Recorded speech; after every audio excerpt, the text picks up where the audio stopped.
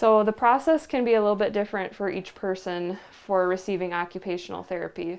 First of all, we would need a doctor's order to complete an occupational therapy evaluation to kind of see what areas you're having the most trouble with, whether that be, if a patient comes to the hospital and they're weak or have fallen, or if we're coming to the outpatient clinic, they could include things such as strokes or any other neurological deficits or difficulties that the person is having. When we're talking about an occupational therapy home safety assessment, that can be ordered when the patient is still in the hospital, or it can be ordered as an outpatient, in which in both cases we would go to the person's home and complete that.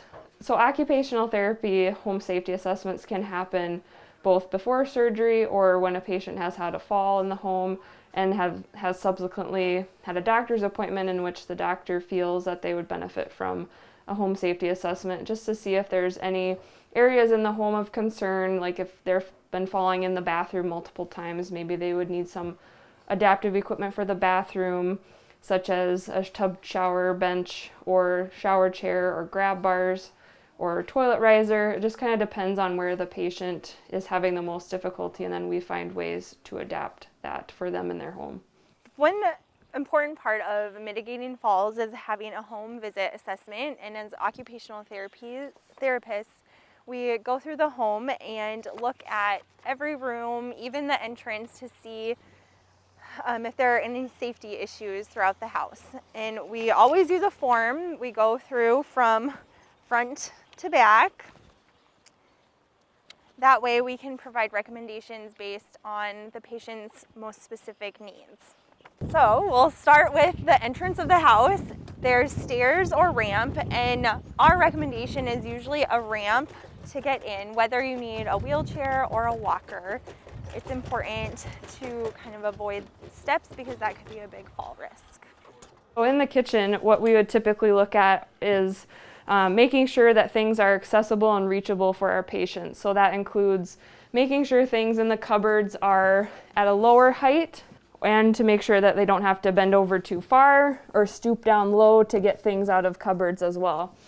Another thing we want to talk about is making sure that throw rugs are taken up, because they can be a trip or fall hazard, especially if they don't have a rubber backing.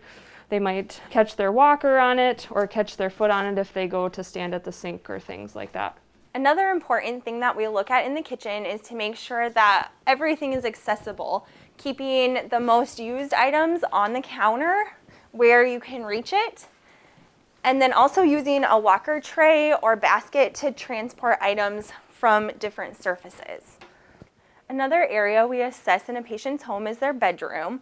We like to make sure that they're able to get in and out of bed, whether that is if we need to lower the bed height or raise the bed height or add a bed rail for safety. We also look at things like lighting. Low lighting can be a leading cause of falls, especially during bathroom breaks in the middle of the night. So we always make sure that there's a light beside the bed, or they have their cell phones or night lights. We also make sure that there's a place to hold their cell phone or their call button at night so that they can reach it in case of an emergency. The next room that we assess is the bathroom, and we always take a look at what the person's setup is and what would be a reasonable change, or what they can actually implement according to what they need. And so we would avoid having a bathtub. That's probably the one thing that we do recommend. The best setup is a walk-in shower, and we always recommend a shower chair to sit on for safety. Whether you sit on it the whole time or just part of the time for the shower, it's always there just in case. We also recommend grab bars. Get into the tub,